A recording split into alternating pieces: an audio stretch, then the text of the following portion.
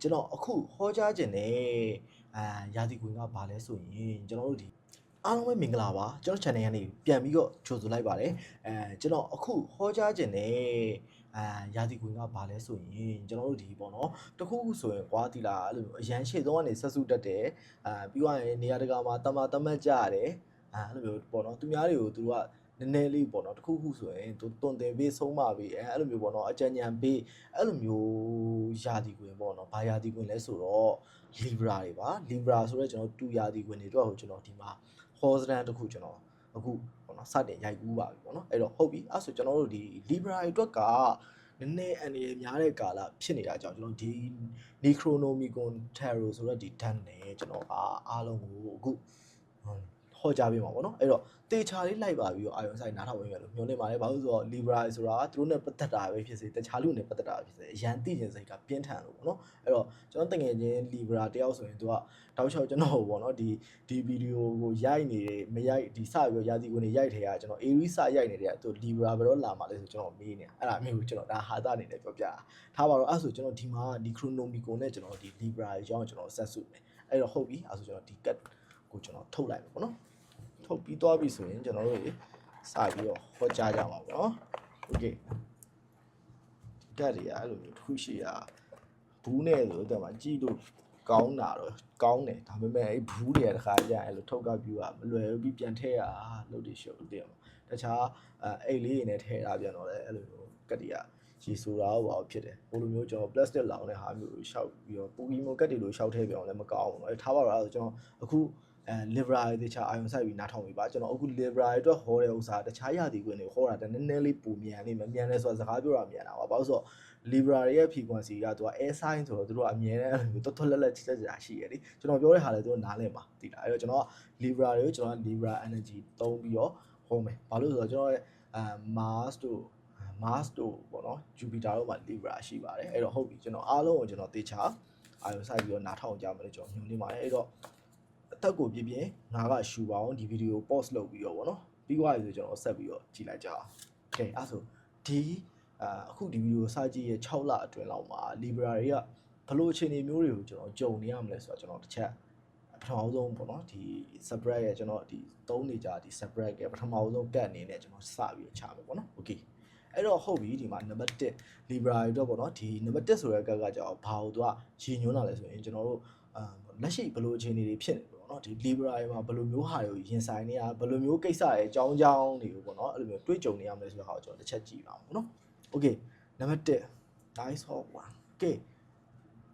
ဒီကောင်ကကြတော့သူကဘယ်လိုလဲဆိုတော့ပေါ့နော်ဒီကက်ကကြတော့သူကဒီလက်ရှိမှာသူတို့မှာပေါ့နော်သူတို့ဖြစ်ချင်နေတဲ့ဆန္ဒတစ်ခုအဲ့ဆန္ဒကိုသူတို့ကဖြစ်ပေါ်လာအောင်လို့ဇွဲလုံးလားအဲ့လိုမျိုးထက်တန်တယ်ဒီလားအရန်ဖြစ်ချင်စိတ်သူတို့မှာကြီးမားနေဆိုတဲ့ပုံစံမျိုးကိုဒီမှာဖော်ပြရပေါ့နော်ဖြစ်ချင်စိတ်ကြီးမားနေတာဖြစ်တဲ့အတွက်တချို့သူတို့လိုချင်တာကိုရဖို့တော့သူတို့ကိုသူတို့အစာငတ်ခံ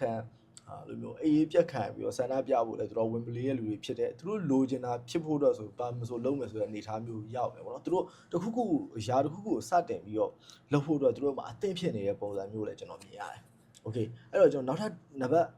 2မြောက်ကကြောင်ဘာလဲဆိုရင်ကျွန်တော်တို့ဒီလက်ရှိဒီပေါ့နော်ဒီသူတို့ရဲ့ဒီလက်ရှိအခြေအနေနဲ့မူတည်ပြီးတော့ပေါ့နော်မကြခင်ကာလမှာပေါ့နော်မကြခင်ဒီဖလန်မကန့်အနာကမှာသူတို့ဖြစ်ပေါ်လာမဲ့အခြေအနေပေါ့နော် saturation ကျွန်တော်ကြည့်ရမှာပေါ့နော်အဲ့တော့ဟုတ်ပြီအဲ့ဆိုကျွန်တော်နံပါတ်2ကတ်မြောက်ကောက်ကိုကျွန်တော်ချက်ကြည့်လိုက်ပါမယ်2 sort test ပေါ့နော်အဲ့တော့သူတို့မှာကအဓိကဒီငွေကြေးကိစ္စတွေသူတို့မလဲပတ်နိုင်တဲ့ကိစ္စရှိရပေါ့နော်မလဲပတ်နိုင်တဲ့ကိစ္စဆိုတော့ဥမာတချို့ဆိုရင်ကုန်ပစ္စည်းပို့ရတာပြုရတာမျိုးအဲ့လိုမျိုးကိစ္စမျိုးမှာကုန်ပစ္စည်းတွေလမ်းမှာပိတ်မိပြီးတော့စိတ်ကိစ္စတွေပါဖြစ်ပြီးတော့အဲ့လိုမျိုးပေါ့နော်ကုန်ပစ္စည်းတွေလမ်းမှာပိတ်ပြီးကြံ့ကြာနေတာမျိုးအဲ့လိုဟာမျိုးပဲသူလက်ရှိမှာဒီငွေကြေးနဲ့ပတ်သက်ပြီးတော့သူတို့ပြန်ပြီးတော့လဲပတ်ဖြစ်ဖို့သူတို့လိုအပ်တဲ့အရာပြန်ပြီးတော့ငွေပြန်လဲလာဖို့ပေါ့နော်အဲ့လိုပုံစံမျိုးနဲ့ပတ်သက်တဲ့ကတ်ကိုတွေ့ရတယ်အဲ့တော့သူတို့မကြခင်မှာသူတို့မျှော်လင့်ထားတဲ့ကိစ္စတွေကပြန်ပြီးတော့လဲပတ်ဖြစ်လာတော့မယ်ပြီးတော့အလုပ်ကိစ္စနဲ့ပတ်သက်တဲ့ဟာတွေလည်းအကောင့်ထဲပေါ်လာမဲ့ပုံစံမျိုးမှာရှိရပေါ့နော်ကိုဖြစ်ချင်နေတဲ့ဟာပေါ့နော်ကိုအရင်တည်းကနေပြီးတော့ရည်ရွယ်ထားတဲ့အရာတွေကကိုရှိကိုပြန်ပြီးတော့စတင်ဖြစ်ပေါ်လာတော့မယ်တချို့ဒါမဲ့တစ်ခုရှိရပါဆိုတော့အဲ့လိုမျိုးဖြစ်ပေါ်လာတဲ့အချိန်ကျရင်ကိုကဘလို့ဟာမျိုးနဲ့ဘလို့မျိုးအသင့်ဖြစ်နေရမှာလဲဆိုရင်ပေါ့နော်အသင့်ရှိနေဖို့လိုတာပေါ့နော်ဘလို့ဟာမျိုးကိုအသင့်ရှိနေရမှာလဲဆိုရင်ကိုကလက်ခံနိုင်ဖို့ပေါ့နော်အနာဂတ်ကိုလက်ခံနိုင်ဖို့နဲ့အတိတ်ကိုလွတ်ချဖို့ပေါ့နော်အဲ့နှစ်ခုအသင့်ဖြစ်နေဖို့လိုတယ်ဆိုတဲ့ပုံစံမျိုးကိုသူကဖော်ပြတယ်အဲ့တော့မှဟန်ချက်ညီမှာပေါ့နော်ဟန်ချက်ညီမှာ Libra ဆိုတာကတူရာဒီဝင်ဖြစ်တယ်သူ့ရဲ့ပေါ့နော်ဒီ size မှာဟိုကသူကကျွန်တော်တို့ဘာလေးပါလဲဆိုတော့ကျွန်တော်ချိန်ဝင်လေးပါတယ်ပေါ့နော်အဲ့ချိန်ဝင်လေးဆိုတဲ့အဓိပ္ပာယ်ကလည်းအဲ့လိုမျိုးပဲသူတို့ကညီညွတ်မှမျှတမှသူတို့ကိုယ်တိုင်မှန်ကန်မှသူတို့ယုံကြည်တဲ့လမ်းဖြစ်နေမှာသူတို့ယုံကြည်တဲ့theory တိုင်းဖြစ်နေမှာသူတို့ကလက်ခံရတဲ့လူသားမျိုးတွေပေါ့နော်ဒီ Libra ဆိုတာအဲ့တော့အဲ့လိုလူသားမျိုးတွေအတွက်ဆိုရင်ကျွန်တော်ကဒီမှာဟောကြတဲ့အဟောရလဲအဲ့လိုမျိုးပေါ့နော်ကိုက်ညီတဲ့ energy ကိုကျွန်တော်ပြန်ပေးရမှာအဲ့တော့ဟုတ်ပြီသူတို့လက်ရှိအချိန်တွေမှာသူတို့စိတ်ထဲမှာဘယ်လိုတွေခံစားနေရမလဲထုံးစံတိုင်းပေါ့နော်သူတို့အရင်ဘယ်လိုပြောတခုခုတွေးနေမှာပေါ့တဲ့မှာအရင်တွေးများတဲ့ယာစီကွင်းဆိုတော့သူတို့က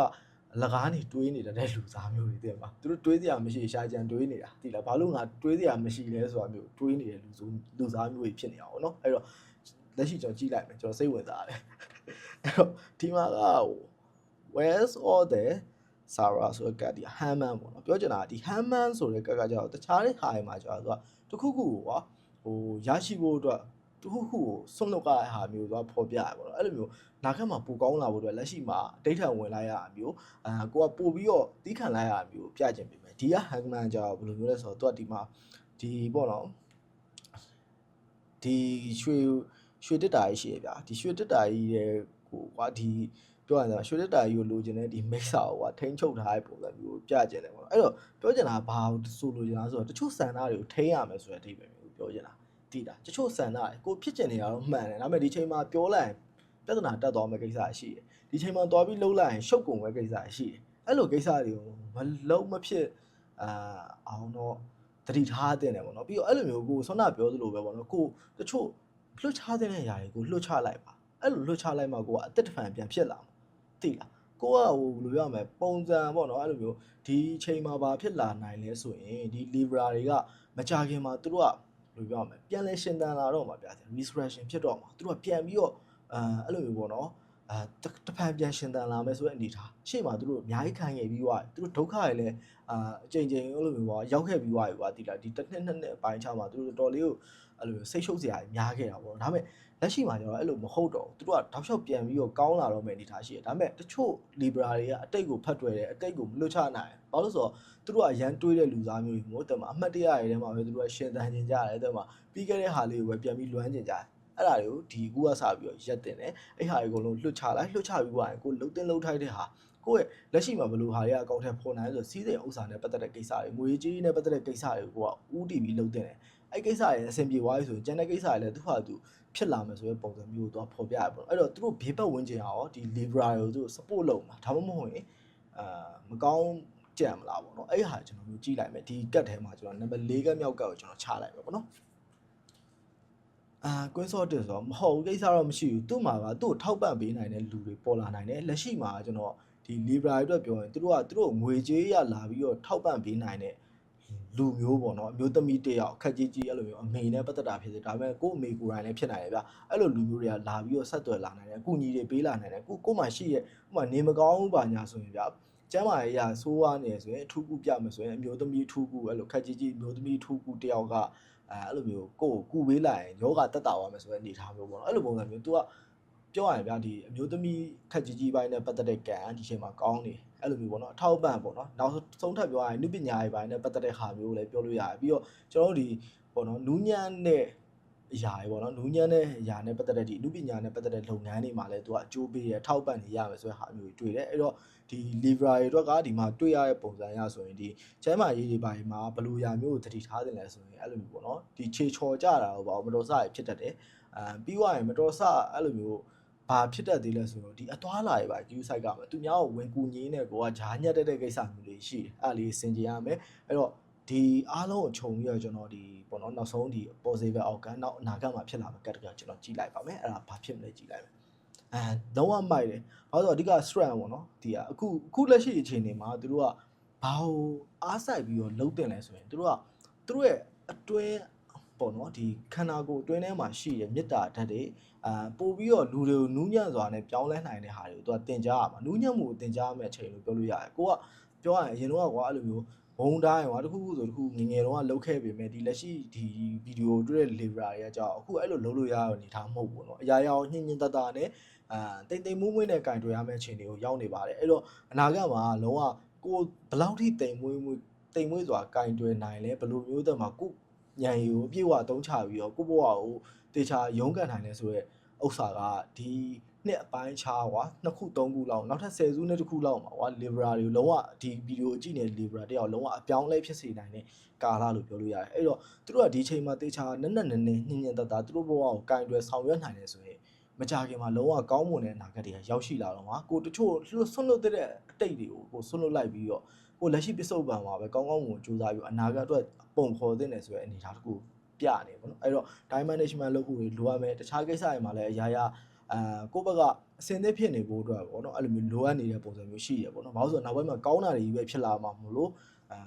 အခုခက်ခဲရတဲ့ကာလတွေနဲ့ပတ်သက်တဲ့ဟာတွေကိုနာကျင်စရာတွေတခါတည်းအဲ့လိုမျိုးပေါ့နော်ဒီဗီဒီယိုပြီးတာနဲ့တခါအမှိုက်ပုံးတွေကိုယူပြီးတွားထည့်လိုက်ဆိုတာမျိုးပေါ့နော်ကျွန်တော်ပြောချင်တာပါအဲ့လိုမျိုးဆိုရင်လုံးဝကောင်းမွန်တဲ့အရာတွေဖြစ်လာတော့မှာအဲ့တော့ Libra အားလုံးအားမငယ်ပါနဲ့နောက်ထပ်မကြတော့တဲ့အနာဂတ်မှာပေါ့နော်နောက်ထပ်9လ10လ9လအဲ့ကာလအတွင်းမှာသူတို့ကသူတို့ဖြစ်ချင်တဲ့ဟာတွေကသူတို့ထင်မှတ်ထားတဲ့ပုံစံနဲ့တည်ရမှာသူတို့ရှိကိုရောက်ရှိလာပါလိမ့်မယ်အဲ့တော့တစ်ခါလေမှာခေါင်းမာတာမျိုးလည်းနည်းငယ်အနေချင်းရှော့တဲ့နဲ့ပြီးသွားရင်ကျမ်းမာရေးနဲ့ပတ်သက်တဲ့ဟာမျိုးမှလည်းကျွန်တော်ဆွမ်းပြောရဲခြေချော်ကြတာတို့တဲ့မှာအဲ့လိုမျိုးအသွားမှာတဲ့မှာအစားမှာအဲ့လိုကိစ္စမျိုးလေးနည်းနည်းသတိထားတင်ပါတယ်ကျန်တာတော့အရင်စိတ်ပူစရာမရှိဘူးတစ်ခါလေမှာခေါင်းကိုက်ကောင်းမှုတော့ဖြစ်တတ်တယ်အဲ့ဒါလည်းအနေနဲ့တော့မရှိနေပါဘူးအဲ့တော့ပြောချင်တာကကျွန်တော်အခုပြောဟောကြားသွားတာတော့တော်လေးစုံပါပြီအခြေရေးနဲ့ပတ်သက်ပြီးတော့ပြောရမယ်ဆိုရင်တော့အခြေရေးကတက်မှာ1 go 2ခန်းနေပါဖြစ်နေတတ်ပါတယ်လက်ရှိမှာတက်မှာလက်ရှိလုံးဝမမြဲတဲ့အနေအထားကိုရောက်နေအခြေရေးကန်နေညံ့နေဆိုတဲ့အနေအထားပါဘာလို့ဆိုတော့ဒီမှာအခြေရေးနဲ့ပတ်သက်တဲ့ကတ်တကမှမပါပါဘူးအဲ့တော့ကျွန်တော်ဟောတဲ့ဓာတ်တော့မှာကြတော့ပါတဲ့နမိတ်တွေကိုပဲဟောတာမဟုတ်ပဲねမပါတဲ့နမိတ်တွေကိုဟောတာပါအဲ့တော့ပြောရရင် Libra အတွက်တော်လေးစုံသွားပါပြီသူတို့အတွက်ကံကောင်းစေမဲ့ခဏရှစ်ကဏ္ဍမှာရှစ်ကဏ္ဍကြားတဲ့အချိန်ရှစ်ကဏ္ဍပေါင်းချင်းရှစ်ကဏ္ဍရရဲ့ရက်တွေမှာလည်းသူတို့အတွက်ကံကောင်းခြင်းတွေဖြစ်တယ်ပါသူတို့အတွက်ကံကောင်းစေမဲ့အရောင်ဘာရောင်လဲဆိုရင်ကျွန်တော်တို့ဒီအညိုရောင်ပါတင်ပါအဲ့တော့ Libra တွေအညိုရောင်ဆောင်လို့ရပါတယ်အခုညိုရောင်ကိစ္စရှိရဲ့ interview တွေပါအဲ့လိုမျိုးရေးကြီးကိစ္စတွေမှာချစ်သူနဲ့တော့တွေ့ရမယ်ကိုအဖြစ်ပေးရမယ်ဆိုတဲ့အချိန်တွေမှာညိုရောင်လိုသွားလို့ရပါတယ်ဒါကတော့ဟာတာပြောပါအဲ့တော့ပြောရမယ်ဆိုရင်တော်တော်လေးတော့ဒီမှာ Libra အတွက်ဟောတွေကစုံလင်သွားပါပြီကျွန်တော်လည်းအဲ့လိုမျိုးသက်မှာ17နှစ်ပြည့်ဆိုတော့ကျွန်တော်သူတို့ပြောတဲ့အတိုင်းကျွန်တော်ပြန်ပြောလိုက်ပြီဆိုတော့သူတို့လည်းအများကြီးသိသွားလောက်ပြီအဲ့တော့ကျွန်တော် channel ကိုလည်း subscribe တွေ like တွေလုပ်ခဲ့ဖို့လည်းမမေ့ပါနဲ့ပြီးတော့ Libra ရဲ့ထုံးစံတိုင်းကျွန်တော် channel ထဲမှာတင်ထားတဲ့ဗီဒီယိုကိုလည်းတွားရောက်ဆက်စုလို့ရပါတယ်အဲ့တော့အားလုံးကျေးဇူးတင်ပါတယ်မင်္ဂလာရှိသောနေ့ပါနမိတ်ကောင်းနေဒီပါစေဗျာ